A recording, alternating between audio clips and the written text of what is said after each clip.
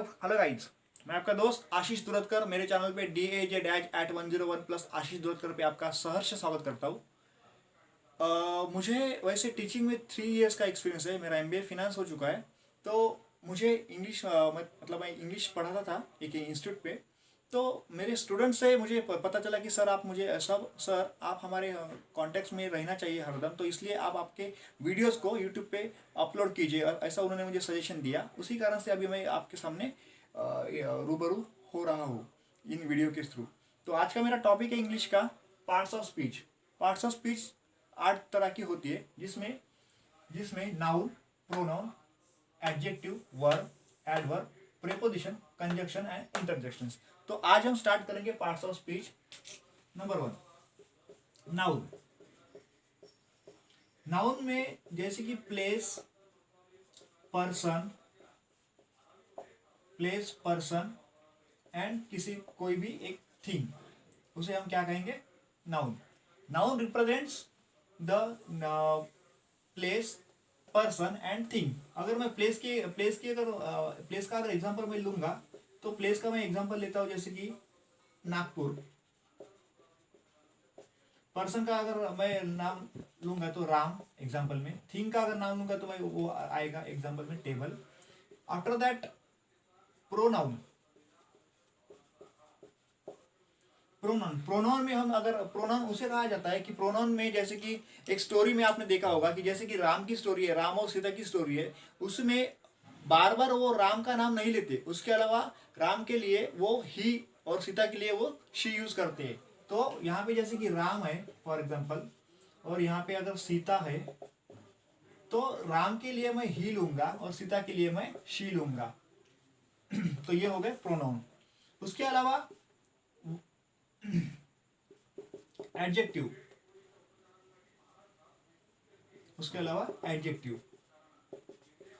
तो एडजेक्टिव्स का अगर एग्जांपल मैं आपको देना चाहूंगा, एडजेक्टिव्स उन्हें कहा जाता है कि जैसे कि एडजेक्टिव जैसे कि एक एग्जांपल मैं आपके लिए लेना चाहूंगा। Example, Harish is a clever boy.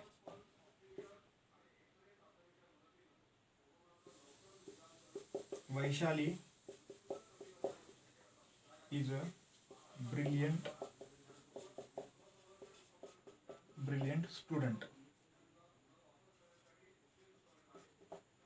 अभी देखिए फ्रेंड्स, यहाँ पे आपको पता चला होगा कि Harish is a clever boy. Harish की क्वालिटीज जो है वो क्लेवर में है। क्लेवर में जो बॉय को रिप्रेजेंट कर रही है, तो इसे हम क्या कहेंगे? क्लेवर को। ये होगा हमारा एडजेक्टिव। और यहाँ पे देखिए, Vaishali is a brilliant student है, लेकिन वो किस तरह की स्टूडेंट है? Brilliant student. तो इसे यहाँ पे हम क्या कहेंगे? इसे एडजेक्टिव कहेंगे। उसके बाद नंबर 4 है हमारा वर्ब। वर्ब उसे कहा जाता है जो वर्ब के अलावा किसी भी स्टेटमेंट में, किसी भी लाइन में हमें जो बताना है वो हमारा पर्पस वहां पे फुलफिल नहीं होता है, तो उसे हम यहाँ पे वर्ब कहेंगे। वर्ब आपको पता है, जैसे मैं एग्जांपल में आपको एक्सप्लेन करता हूं। She runs, he walk. जैसे कि वो भाग रही है, वो चल रहा है। तो ये वॉक एंड रन्स ये हुआ हमारा वर्ब। ठीक है। इसके अलावा नंबर 5, एडवर्ब। एडवर्ब उसे कहेंगे हम जो क्या करता है? वर्ब के लिए इंफॉर्मेशन ऐड करता है, उसको ऐड करके वर्ब को रिप्रेजेंट करता है, उसे हम क्या कहेंगे? एडवर्ब कहेंगे। तो एडवर्ब के लिए एग्जांपल क्या होंगे? यहाँ हमारे एडवर्ब के लिए हमारे एग्जांपल्स होंगे, इसी को रिलेट करके मैं एग्जांपल आपको बताता हूँ। She runs slowly, he walk fastly. अभी देखिए फ्रेंड्स, शी रन्स वो भाग रही है, लेकिन कैसे? स्लोली। तो ये स्लोली को ये वर्ब क्या कर रहा है? रिप्रेजेंट कर रहा है। वो भाग रही है, लेकिन कैसे भाग रही है, स्लोली भाग रही है, इसलिए वो शी रन स्लोली। स्लोली हमारा क्या होगा यहाँ पे, एडवर्ब होगा। वर्ब के लिए एडिशनल इंफॉर्मेशन बता रहा है ये वर्ड, इसलिए हम उसको क्या कहेंगे, एडवर्ब कहेंगे। उसके अलावा ही वॉक फास्टली, वो तो चल रहा है, लेकिन किस तरह से चल रहा है मेरे दोस्त, वो चल रहा है फास्टली, तो ये होगा हमारा एडवर्ब। इसी तरह से आप और अन्य एग्जांपल्स ले सकते हो। अभी हम आएंगे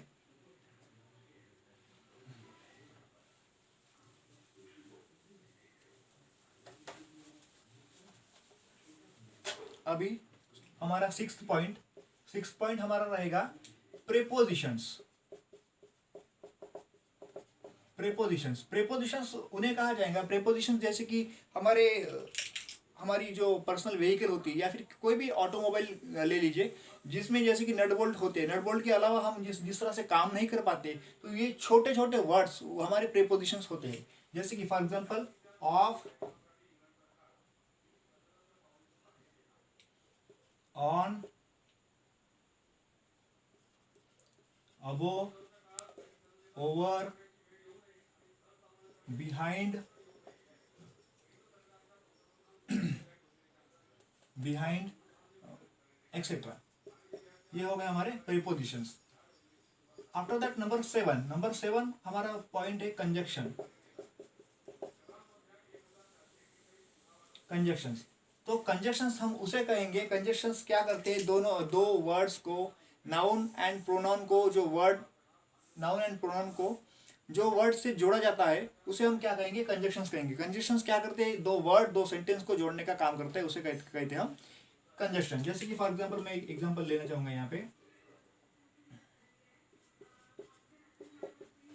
he is a good boy, he is a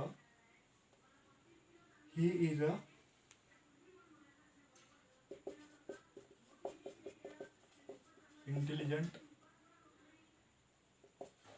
boy. अभी एक एग्जांपल है दोस्तों, यहाँ पे अगर मैं कंजक्शन लेना चाहूंगा, तो देखिए he is a good boy, he is a intelligent boy, यहाँ पे इज अ डबल डबल है, तो यहाँ पे हम इसको कंजक्शन जोड़ के उसका एग्जांपल किस तरह से होगा, देखिए, he is a good boy and, देखिए मैं फुल स्टॉप को एंड में कन्वर्ट कर चुका हूँ, and he is double double है, तो ही इज कट होगा, एंड इंटेलिजेंट बॉय। तो मैंने यहाँ पे देखिए ये वर्ड, ये सेंटेंस को मैंने किस तरह से कन्वर्ट किया, एंड जोड़ के, तो एंड हमारा क्या हुआ, कंजक्शन हुआ। उसके अलावा यही एग्जांपल को मैं अगर not only but also conjunction लगा के लिखना चाहूंगा, तो देखिए किस तरह से होगा, he is not only good boy but also intelligent boy. तो ये देखिए नॉट ओनली बट आल्सो, ये कंजक्शन हमने यहाँ पे क्या किए, ऐड किए। जैसे कि वो क्या है, गुड बॉय ही नहीं है, उसके अलावा वो इंटेलिजेंट बॉय भी है, तो ये हमारा ये कंजक्शन हुआ। उसके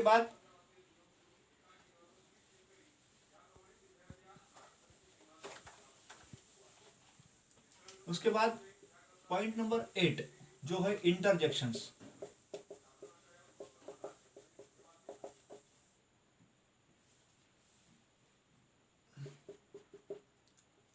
for example alas, hip hip hurray, त्यानंतर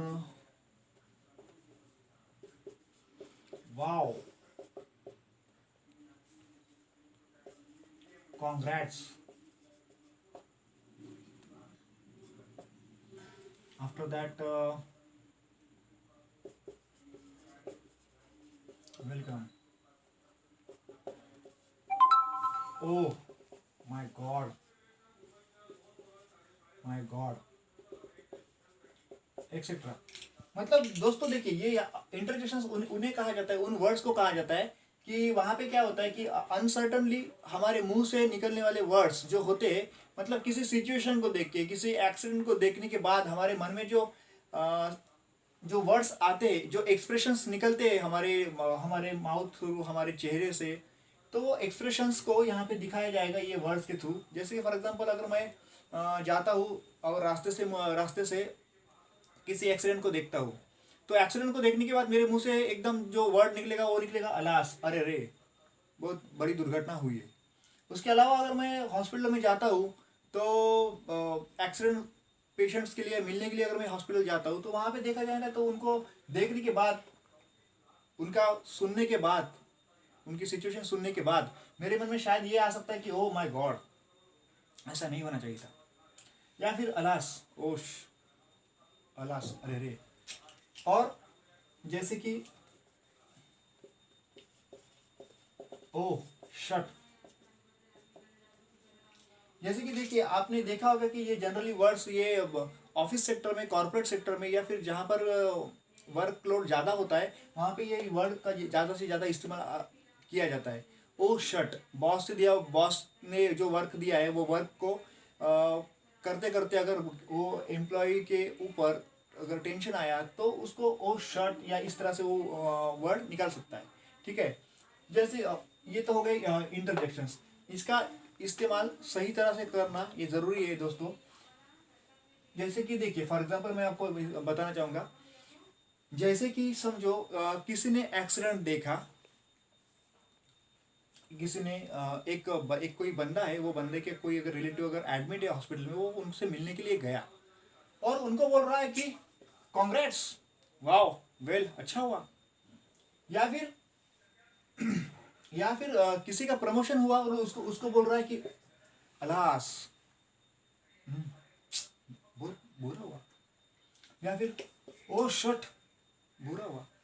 तो दोस्तों यहाँ पे क्या हो सकता है कि जहाँ पे जो एक्सप्रेशंस देना चाहिए वो ना देने के कारण, या फिर उनको वो वर्ड का मीनिंग ना पता होने के कारण यहाँ पे एक्सप्रेशंस में तफावत महसूस हो सकती है। तो इसलिए मैं आपसे सभी से विनती करूँगा कि ये वीडियो के बाद आप ऐसे जो जो वर्ड्स है, आप ये वर्ड्स गूगल से भी सर्च करके आपको मिल सकते हैं, इंटरजेक्शंस की लिस्ट आपको टोटल मिल जाएंगी। ठीक है, वो देखने के बाद आपको उसका मीनिंग क्या है वो समझने के बाद ही आप उनका इस्तेमाल करना समझ लीजिए।